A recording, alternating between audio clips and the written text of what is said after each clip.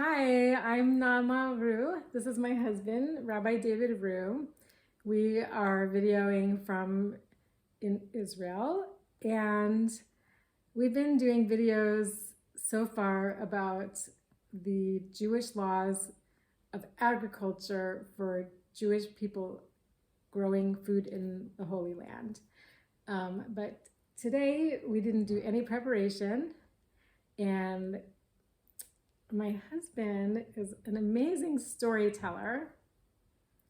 He has all kinds of stories about all kinds of subjects, Jewish and not Jewish.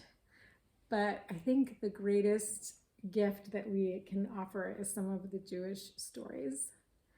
And can I just start asking you questions and see where it goes? Sure. Okay.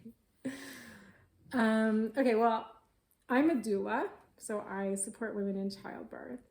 And I'm Jewish, and I don't only serve Jewish women, but spiritually, the process of birth, I'm oriented as a Jewish woman.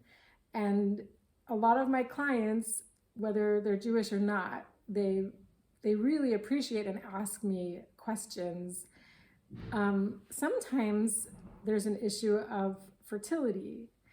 So I know that you know some stories that a lot of people would think of as magical. I don't think you think of them as magical about Judaism and fertility. I certainly don't think about them as magical. The Gemara says, Tzadik gozer v'HaKadosh Baruch Hu mikayim it. A righteous person makes a decree, and God fulfills it. When people are at a certain spiritual level, they can affect the physical world in different ways. Okay, so for example, like there are stories that are classic, accessible to anybody who reads the Torah. Like, let's say when Rivka and Yitzhak prayed together for a child, and then she ended up pregnant with twins, but she'd been suffering with infertility until that point. They actually prayed together. So in that case, she and her husband were like righteous people. Is that what you're kind of referring to? Yes, and Rashi says that she prayed in one corner of the room, and Rivka prayed in one corner of the room, and Yitzhak prayed in another corner of the room. And he also notes that the Chumash later says that God answered him, not her. And Rashi makes a comment there that Ein Tfilat Tzadik ben Rasha, that you cannot compare the prayer of a person who is a righteous person, the son of a righteous person, to that of a righteous person who is descended from an evil person.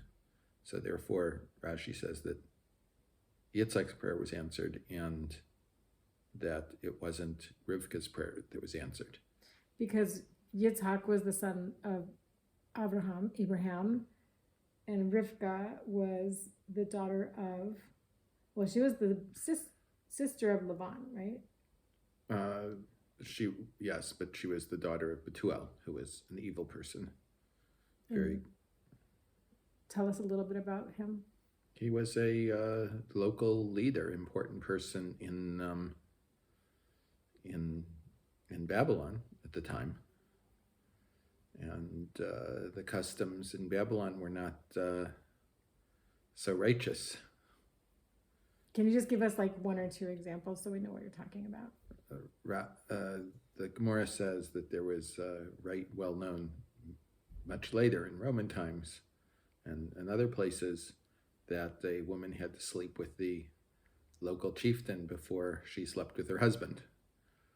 And it says that even though Betuel made the arrangements, it was Lavan who handed Rivka off because Betuel had died, because the people were saying that, listen, you slept with all of our daughters, you should be also sleeping with your own daughter before you give her away. Oh, wow. I never actually heard that before, right this minute. I mean, I know about like the Greeks in the story of Hanukkah, that was also decreed that and that there were no Jewish weddings held publicly for several years because the women would have been forced to sleep with the commander of. This practice has been widely spread at different places and different times. In the South Pacific, it was widely known, and so on. Oh, okay. So let's move to more contemporary times. First of all, I'm going to bring my coffee in our informal. This awesome mug was made by Daniel Flattower in Svat. I love my mug.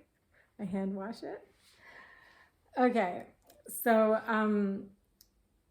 can you tell us a story about an etrog? Like, I know you have many, many stories, and I've asked you for the sources, and you say, well, they're all in Hebrew. So I just have you as my source, and I want to share with our listeners. There is a large amount of literature as the etrog being, well, specifically the etrog over which a bracha is recited on Sukkot, as being useful primarily for women in childbirth, but also from certain well-known rabbis as a help for pregnancy. And wait, sorry. Like you said, an etrog that is used for like the mitzvah during Sukkot, where you wave the whole bundle of 4 species in 6 directions. Is that what you're talking about? correct. Okay. And it's good for childbirth, assisting in a healthy childbirth, and for fertility? Well, it's the Kabbalistic tradition, it's quoted by some other people as well, is that if a woman eats them while she's pregnant, either as jam or candy, that it will make her childbirth easier. Oh. From very special people, it has been known also to eating their etrog has been known to, along with a bracha from the tzaddik, from the righteous person, the scholar, has allowed her to become pregnant, and perhaps we'll have a few of those stories in our next video. All right, let's start with one right now. There's a book called Aviham Shel Yisrael, the Father of Israel, that are stories, at least the first 2 volumes, are stories that were told at the Shiva for Mordechai Eliyahu. And his granddaughter told a story that she was in a communal cab running from Tel Aviv to Yerushalayim, and she was overhearing this couple talking, and they couldn't have children. He said, "Why?" She said, "Why don't you, eat a piece of the etrog of Rav Eliyahu?" And they said, "We'd like to, but we just don't know how to get to him to get the etrog." And she, being a granddaughter, of course, called her grandmother. And her grandmother said, "Come over as soon as the Shirit arrives in Yerushalayim." It arrives at the central bus station. And Rav Eliyahu lived in Har Nof, maybe a 10-minute walk away. As soon as they arrived, they should come. And they came, and she received a piece of the etrog and a bracha from Rav Eliyahu. And of course, she had a child from this. Oh, okay. And can you tell us a little bit about Rav Eliyahu? There's so much to say. Rav Mordechai Eliyahu was a well-known Mekubal's expert in Kabbalah. He was the youngest Dayan ever appointed to the state courts in Israel. Judge? Dayan is judge. Rabbinic judge. And he was the chief rabbi of Israel from 1983 to 1993. Chief Sephardic rabbi. Okay.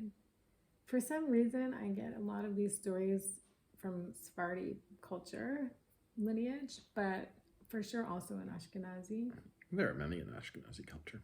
Yeah. Okay, so this could become a whole new series. There are so many stories.